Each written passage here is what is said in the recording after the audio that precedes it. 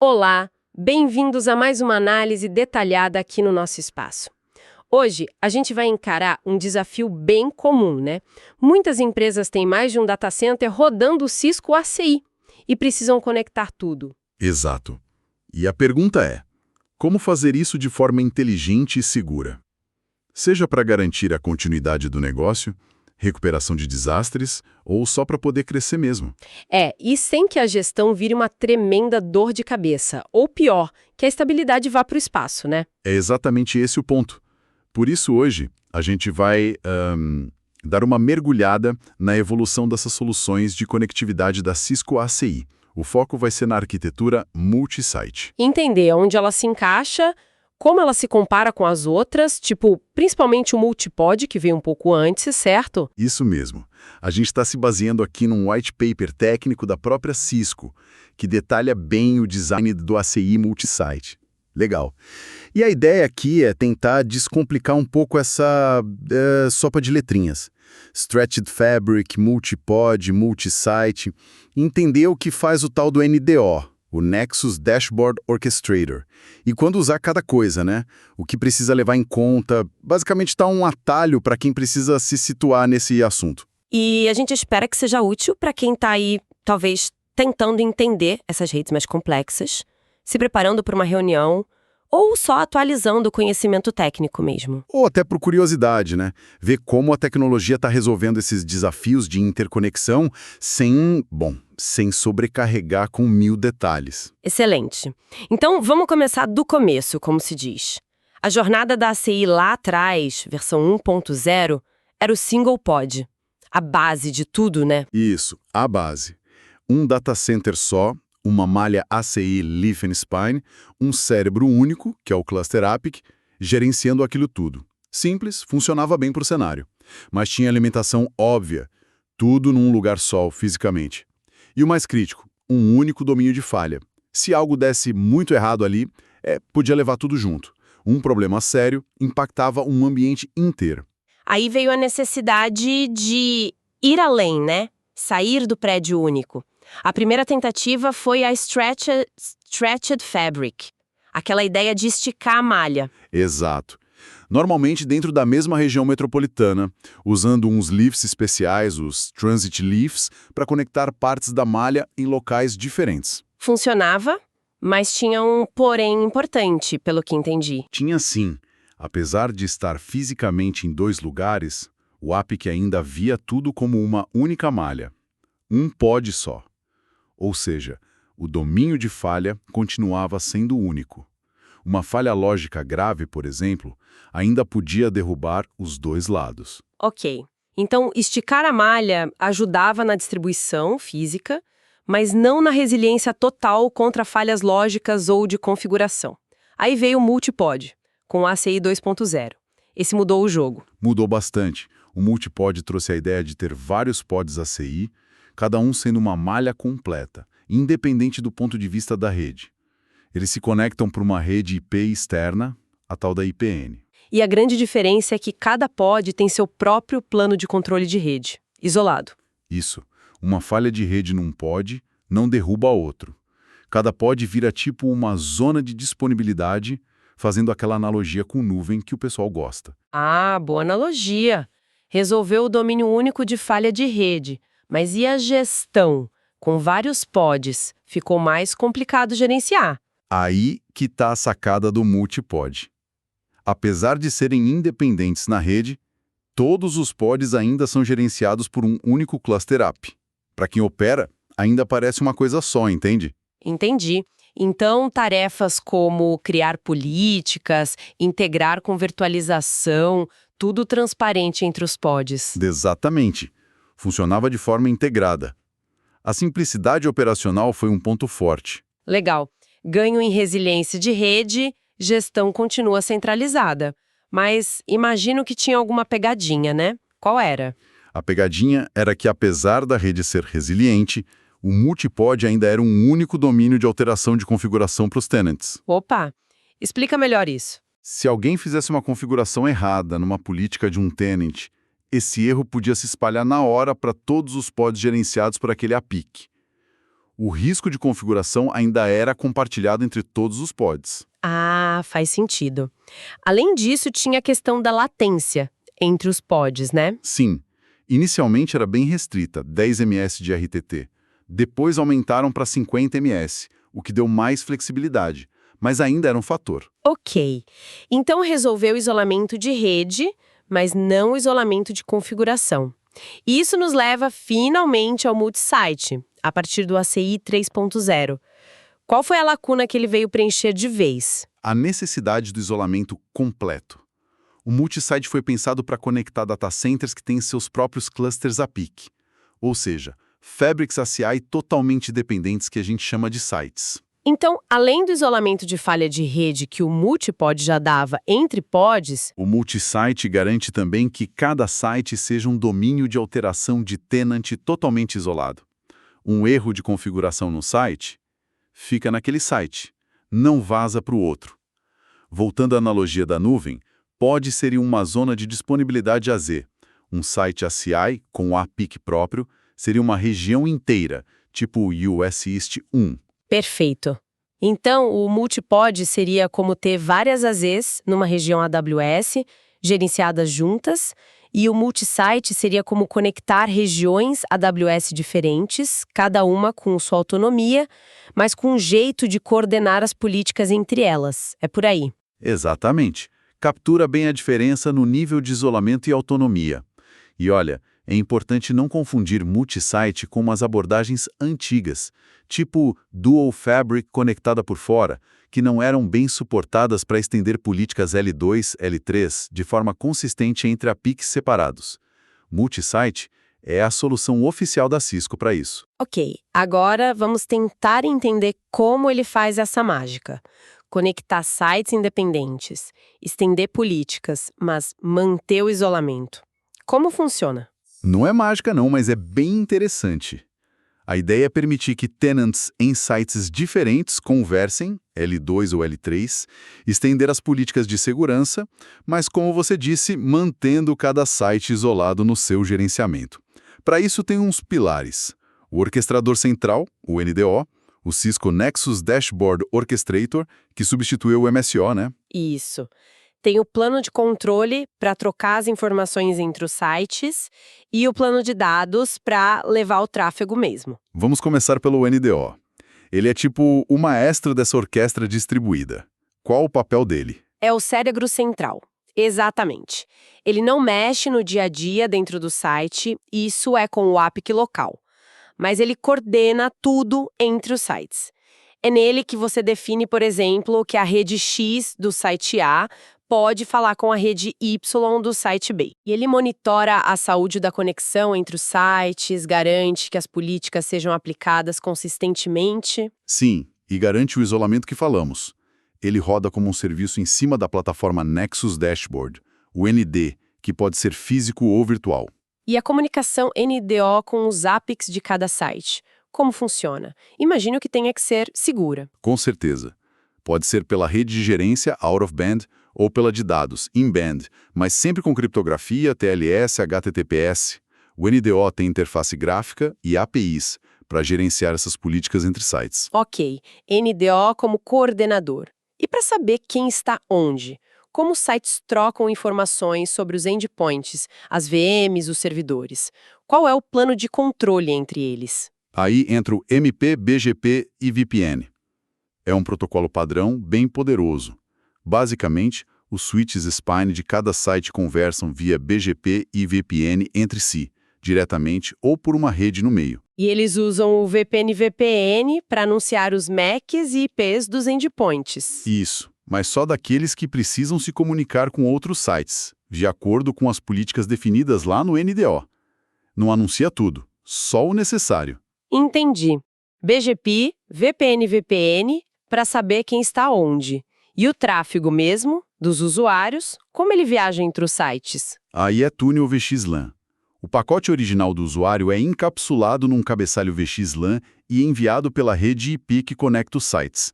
Essa rede é a ISN, a Intersite Network. E no cabeçalho VXLAN vai a informação de qual rede, qual grupo de segurança aquele pacote pertence. Exato. Tem o VND para o Bridge Domain ou VRF e o Class ID para o EPG. Mas aí tem um ponto-chave, né? Se cada site é independente, com seu API, os EDs internos para o mesmo EPG, por exemplo, podem ser diferentes. O EPG Web pode ser ID 100 no site A e 200 no site B. Como resolve isso? Essa é a parte inteligente, a tradução de namespace, ou normalização, quando você define no NDO que o EPG Web do site A pode falar com o EPG Web do site B. O NDO manda cada API criar um representante local do EPG remoto. É o tal do Shadow EPG. Então, o site A cria um Shadow EPG que representa o EPG Web do site B e vice-versa. Isso mesmo. Aí, quando um pacote VXLAN chega do site A no site B, com o ID 100 no cabeçalho, o spine do site B olha a informação que o NDO passou e pensa: opa, esse D100 lá de fora, aqui dentro é o ID 200.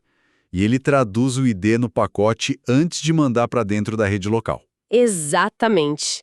Ele ajusta o cabeçalho VXLAN com o ID local correspondente. Essa tradução em tempo real deve exigir hardware parrudo nos spines, né? Sim, tem que ser na velocidade da rede, line rate. Por isso, os spines que se conectam à ISN precisam ser de gerações mais novas, a partir da linha EX dos Nexus 90.000. Eles têm chips que fazem essa tradução voando. Spines antigos podem até existir na Fabric, mas não podem se conectar na ISN para fazer essa tradução. Falando em configurar política, o NDO centraliza isso. Além de definir o contrato explícito EPG A fala com EPG-B, que cria os shadows e as traduções, tem jeito de simplificar para cenários mais comuns? Tem sim. O NDO traz umas ferramentas para isso. Duas bem úteis são os Preferred Groups e o VZN. Preferred Groups. O que eles fazem? Imagina que você tem vários EPGs dentro do mesmo VRF que precisam conversar entre si, talvez até entre sites diferentes. Em vez de criar um monte de contratos individuais, você coloca eles num Preferred Group. Aí o NDO já entende que eles podem se falar livremente e cuida das traduções necessárias. Simplifica bastante a comunicação qualquer para qualquer dentro de um VRF. Legal. E o VZN? O VZN é um objeto coringa, digamos assim. Ele representa todos os EPGs de um VRF, internos e externos. É ótimo para políticas do tipo muitos para um. Pensa num firewall central que vários EPGs precisam acessar. Em vez de um contrato para cada, você faz um contrato com o VZN. Ou até para liberar geral dentro do VRF como alternativa ao Preferred Group. Exato. A vantagem é que simplifica muito a configuração e economiza recursos nos switches no TCAM.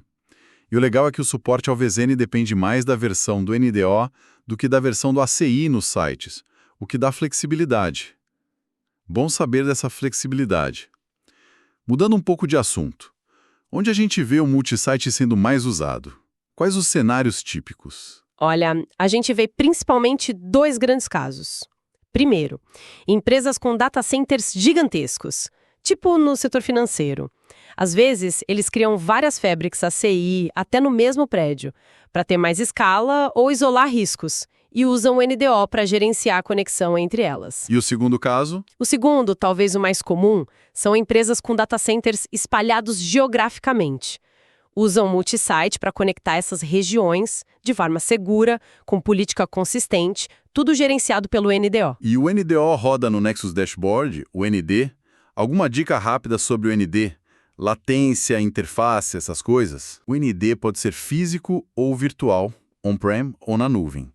O crucial é garantir boa conectividade entre o ND e os APIs que ele gerencia. A latência tem que ser baixa. Recomendam menos de 500 milissegundos e de volta. E se for um cluster de NDs para alta disponibilidade? Aí a latência entre os nós do cluster também tem que ser baixa, menos de 50 milissegundos. E sobre as interfaces, o ND tem uma para gerenciamento e outra para dados. O ideal é usar redes separadas para elas, seguir as recomendações da Cisco. E se a empresa quiser usar também o Nexus Dashboard Insights, o NDI, para análise e visibilidade, junto com o NDO, roda no mesmo cluster? Geralmente, o NDI funciona melhor se o cluster ND estiver perto dos dados que ele analisa. Se você precisa que o NDO esteja distribuído geograficamente, a recomendação costuma ser ter um cluster ND virtual, o VND, só para o NDO. E talvez outro cluster ND local para o NDI, se precisar. Entendi. E para quem já usava o MSPO, o antecessor do NTO, como é a migração? É muito traumática? Não, existe um procedimento bem definido. Basicamente, faz backup do MSPO, instala o NDO num cluster ND novo, desliga o MSPO, restaura o backup no NDO e confere se tem alguma diferença de configuração para ajustar. É um processo que precisa ser planejado, claro. O NDO usa uns conceitos de esquemas e templates para aplicar as configurações, né? Pode explicar rapidinho o que são? Claro. Pensa no esquema como uma pasta geralmente ligada a um tenant, um cliente ou departamento. Dentro do esquema, você cria templates. O template define um conjunto de configurações, VRFs, BDs, IPGs, contratos, e diz em quais sites aquilo deve ser aplicado. Então o template é a unidade que você muda. Alterou ali, o NDO manda para os APICs? Sim, existem outras formas de mudar, como modelos, criar módulos ou playbooks, mas a mais comum é o template desse modo. Isso, alterou o template, o NDO propaga a mudança para os sites associados. E o NDO evoluiu bastante para dar mais segurança operacional, sabe?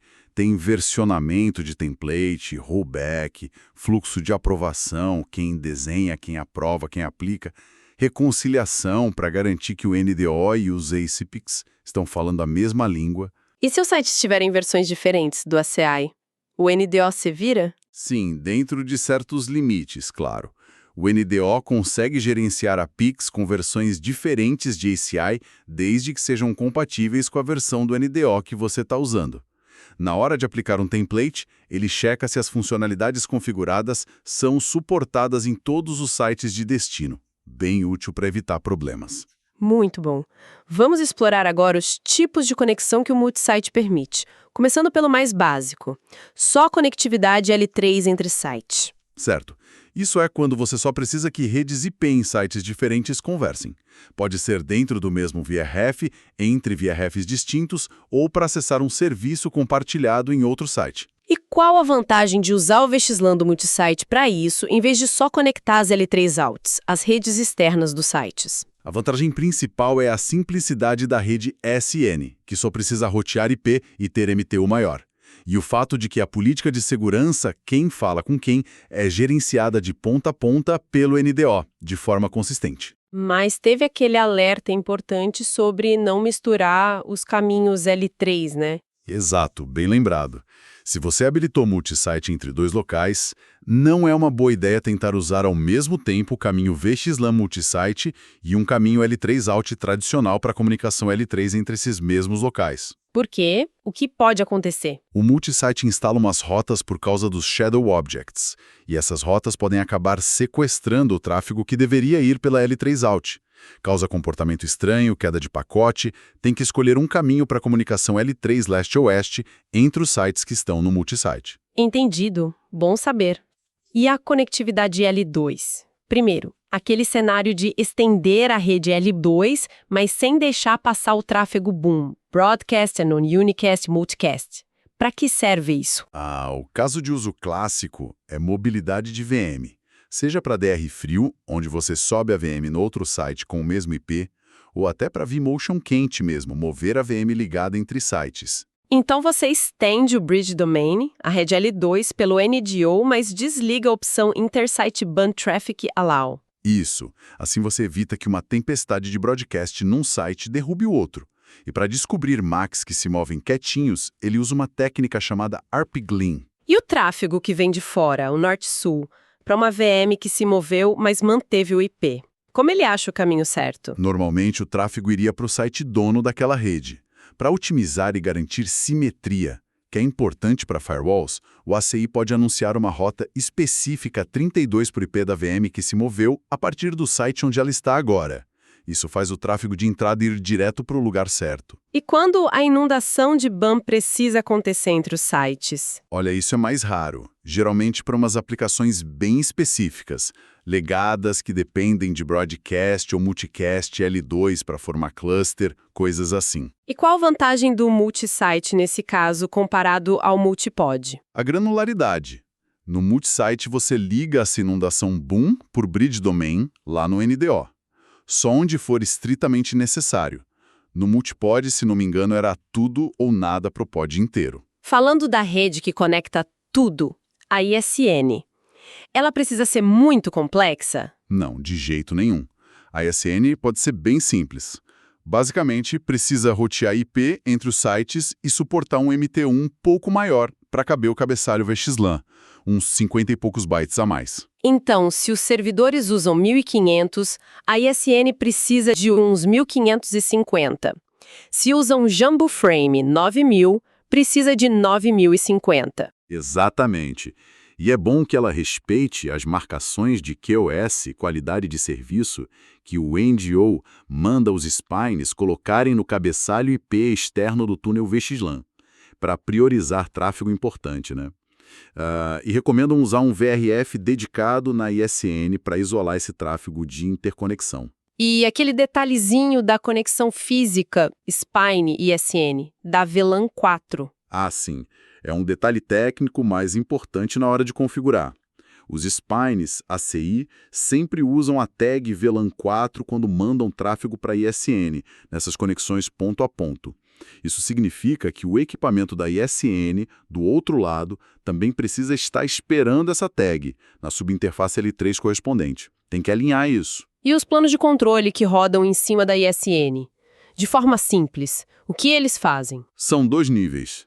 O underlay é o roteamento básico da ISN, pode ser o SPF e BGP, que faz os spines de sites diferentes se enxergarem, alcançarem os IPs de controle uns dos outros. E o overlay? O overlay é o MPBG EVPN que roda entre os spines. É ele que troca as informações de MAC-SIP dos endpoints que realmente precisam conversar entre sites, seguindo as políticas do NDO. E dá para ligar os spines de sites diferentes direto, sem uma rede ISN no meio? Tipo com fibra dedicada? Dá sim. É conexão back-to-back. Funciona bem para cenários mais simples, geralmente só 2 sites, tem umas limitações, não dá para misturar com ISN, mas é uma opção. A recomendação aí é conectar todos os spines entre si full mesh, para ter redundância. Indo um pouco mais a fundo, mais rapidinho. Como o tráfego BAN é tratado quando a inundação L2 está ligada entre sites? Precisa de multicast na ISN? Não precisa de multicast na ISN. O ACI usa uma técnica chamada Ingress Replication. O spine do site de origem que recebe o pacote BAN faz cópias e manda uma para cada site remoto que também tem aquele BD estendido. É eficiente e não sobrecarrega a ISN com multicast. E o tráfego unicast normal, de um servidor para outro em sites diferentes? Depois que eles se descobrem via Proxy ARP ou ARP GLEN, o tráfego vai direto. Um túnel VXLAN do leaf onde está a origem para um IP especial, o UTAP, no site de destino, que representa aquele site como um todo. O multisite também consegue levar tráfego multicast roteado, L3 multicast, entre os sites? Consegue sim, com uma função chamada Tenant Routed Multicast, ou TRM. Ela estende o roteamento PIN entre os sites usando túneis VXLAN pela ESN. Precisa de hardware mais novo nos leafs e configura pelo NDO. Bem importante para quem tem aplicação que depende de multicast N3 distribuído. Nossa, quanta coisa! E misturar arquiteturas. Dá para ter, por exemplo, um site que internamente é multipod e conectar ele com outros sites usando o multisite. Dá sim, totalmente suportado. Você pode ter essa hierarquia. Um caso comum é ter um multipod para resiliência local e adicionar um site de DR remoto conectado via multisite. Ou o contrário, pegar um site que já era multisite e fazer ele virar um multipod internamente para escalar. Só exige spines mais novos e atenção na configuração do BGP. E a conexão com o mundo externo, as L3 Altos. Além daquela conexão tradicional no border leaf, o multisite trouxe mais opções. A grande novidade foi o Intersite L3 Out. Essa é interessante. Permite que um endpoint num site use uma L3 Out que está fisicamente em outro site para sair para a internet ou acessar uma rede legada. Nossa, isso abre muita flexibilidade. Posso centralizar minhas conexões WAN, por exemplo? Exato. Ou acessar um serviço específico que só existe em um dos data centers. E também permite que o tráfego passe de uma L3 Out de um site para L3 Out de outro site, usando a malha multisite como trânsito. É bem poderoso. Mas imagino que exija cuidado, né? Pode mexer com os caminhos do tráfego. Muito cuidado. Precisa planejar bem as rotas que você anuncia para não criar loops ou fazer o tráfego dar voltas desnecessárias. Mas abre muitos casos de uso novos. E para serviços como firewalls, balanceadores de carga, qual a recomendação? Um em cada site? Normalmente sim. O mais simples e recomendado é ter clusters de serviço independentes em cada site. Tentar esticar um cluster de firewall, por exemplo, entre sites multisite, é tecnicamente bem complexo e, na maioria das vezes, não compensa o esforço, a não ser que seja um requisito muito específico. E a integração com virtualização, tipo vCenter? Cada site ACI tem seu próprio domínio VMM gerenciado pelo APIC local. Você pode ter vCenters separados ou até um vCenter único gerenciando hosts em vários sites, mas aí precisa ter VDS separados por site. E o vMotion entre sites? É possível? É possível, sim, desde que você estenda a rede L2, o bridge do Mini, entre os sites onde o vMotion vai acontecer. Para quem já tem ACI e quer adotar o multisite em um ambiente brownfield, qual o maior cuidado que tem que ter? Olha, o ponto mais crítico é a consistência dos nomes. Os objetos que você vai querer compartilhar ou estender entre os sites VRFs, BDs e EPGs precisam ter exatamente o mesmo nome nos APICs dos diferentes sites antes de você importar para o NDO. Se os nomes estiverem certinhos, o NDO consegue importar as configurações existentes. Consegue. Ele importa e adiciona uma anotação para saber que aquele objeto agora é gerenciado centralmente. Facilita bastante a migração de um ambiente existente. Excelente! Para a gente ir fechando, pode dar um resumão rápido das práticas recomendadas mais importantes? Aquelas que não dá para esquecer. Claro. Bom, para o NDO e para o Nexus Dashboard. Conectividade boa e latência baixa com os APICs, talvez um cluster virtual só para ele. Para InfraCI, Spine e Exo mais novos para ESN, planejar bem os IPs de TAP e filtrar o que não precisa sair para ESN. E para a rede SN, MTU suficiente, QoS consistente configurado via NDO e a ESN tem que respeitar.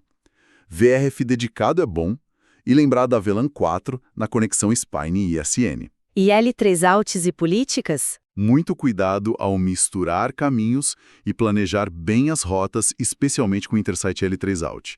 Políticas, nomes consistentes antes de ir para o NDO e usar o NDO como ponto central para gerenciar o que for Intersite. Ótimo resumo.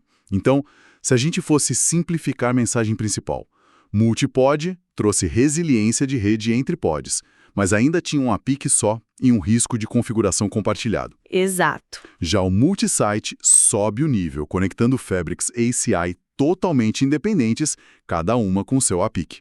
Aí sim a gente tem isolamento completo, tanto de rede quanto de configuração, com o NDO orquestrando tudo centralmente.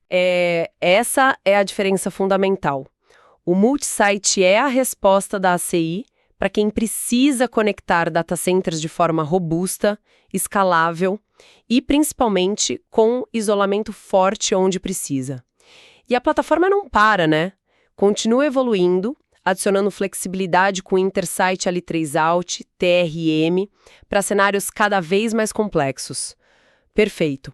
E para deixar o pessoal pensando um pouco, com essa riqueza toda de opções no ACI Multisite, estendê-la L2 com ou sem boom, L3, multicast, integrar com multipod, L3 out remota, políticas super granulares. Como que uma organização consegue, na prática, modelar e validar qual o design que é realmente o ideal para a realidade dela? Boa pergunta. Como achar aquele equilíbrio entre usar todos esses recursos poderosos e manter a operação mais simples possível? garantindo a resiliência, ainda mais pensando nas aplicações críticas e na estratégia de recuperação de desastres. Será que existem ferramentas ou abordagens específicas para ajudar nessa decisão e na validação contínua desse desenho? Essa é a pergunta de 1 milhão, né? Não tem receita de bolo, depende muito do contexto, das aplicações, da tolerância a risco de cada um. É uma jornada constante de avaliar, testar, adaptar. Não tem resposta